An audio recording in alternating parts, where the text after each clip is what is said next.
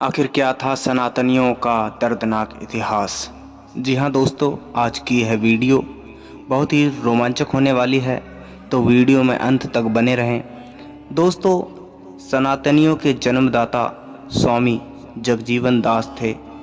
इनका जन्म 1682 ईस्वी में उत्तर प्रदेश के बाराबंकी जिले में सरहदा नाम गांव में हुआ था। उनके पिता का नाम श्री गंगा सिंह ठाकुर था। वे क्षत्रिय थे। जगजीवन दास बचपन से ही संत प्रकृति का था, तो उसका मन हमेशा सत्संग की ओर लगा रहता था। पढ़ने लिखने में बहुत तेज था। शिक्षा प्राप्त करने के बाद उन्होंने बावरी पंथ में भोला साहेब और गोविंदा साहेब से दीक्षा ली। इससे उनकी जीवन धारा ही बदल गई।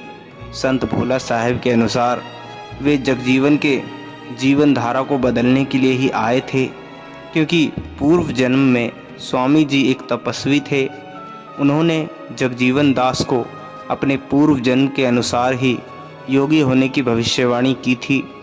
कहा जाता है कि जब भगवान जगजीवन स्वामी ने उसकी भविष्यवाणी की निशानी मांगी, तब भोला साहेब ने नीला तथा गोविंद साहेब ने सफ़ेद धागा निकालकर एक दूसरे से मिलाकर जगजीवन दास जी के दाहिने हाथ की कलाई पर बांध दिया।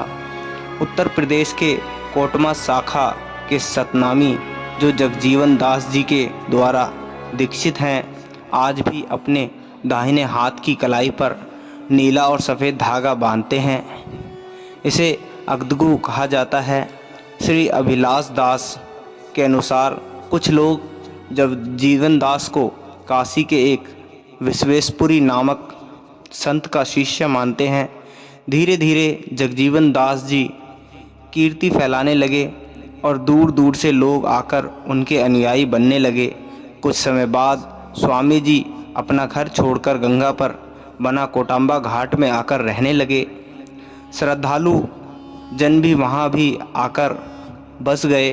दोस्तों, जगजीवन स्वामी ने अपनी पुत्री का विवाह राजा गोंडा के पुत्र के साथ किया था। विवाह में राजा द्वारा समीस भोजन करने से इनकार करने पर भट्टे का एक पौधा लगा दिया, जिसे लोगों ने मांस के स्थान पर ग्रहण किया। इस चमत्कार के आधार पर उनके अनुयायी यह विश्वास करते हैं कि निमिष भोजन को समीप में बदला जा सकता है। दोस्तों, स्वामी जगजीवन दास जी सतनाम को ईश्वर के समान मानते थे। उनके अनुसार देव ही कार्य और कारण हैं। उन्होंने वेदों के देव कल्पना के अनुसार ही देव कल्पना की थी। उनके अनुयायी मांस, मसूर की दाल, बैगन, शराब का सेवन वर्जित करते हैं। यह मूर्ति पूजा नहीं करते, लेकिन हनुमान की पूजा करते हैं। यह अवतारवाद पर विश्वास करते हैं और राम कृष्ण को ईश्वर का अवतार मानते हैं।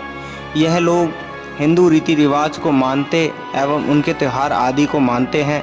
जगजीवन स्वामी अपने अनुयायियों को निम्न उपदेश दिया करते थे। दोस्तों, मानव एक है, कभी दूसरों पर निर्भर ना रहें, गुरुओं को सर्वोच्च आदर दें, गुरु के वचनों का पालन करें। यह थे उनके उपदेश। दोस्तों, दूसरों के प्रति आदर, दान, दया और जीवों के प्रति प्रेम आदि की मान्यता भी जगजीवन स्वामी के उपदेशों में है।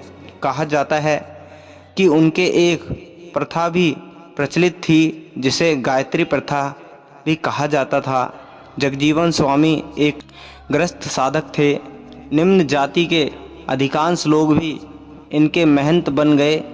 दोस्तों, इससे सिद्ध होता है कि स्वामी जी के सतनाम में विभिन्न जातियों के लोग शामिल हुए। उनके सतनाम में शामिल होने वाले केवल सतनामी कहलाए। इस प्रकार मानव विभाजन को आवश्यक समझकर उन्हें एकमात्र सतनामी बनाना उनका धर्म था। स्वामी जी ने सतनाम को ही मानव मात्र का एकमात्र धर्म माना था और वे इसी के माध्यम से मानव एकता स्थापित करना चाहते थे। तो दोस्तों, मेरी आप सभी से प्रार्थना है, यदि आप भी सतनामी हैं तो इस वीडियो को अपने 10 साथियों के साथ शेयर ज़रूर करें। तो इसी के साथ सतनाम साथियों।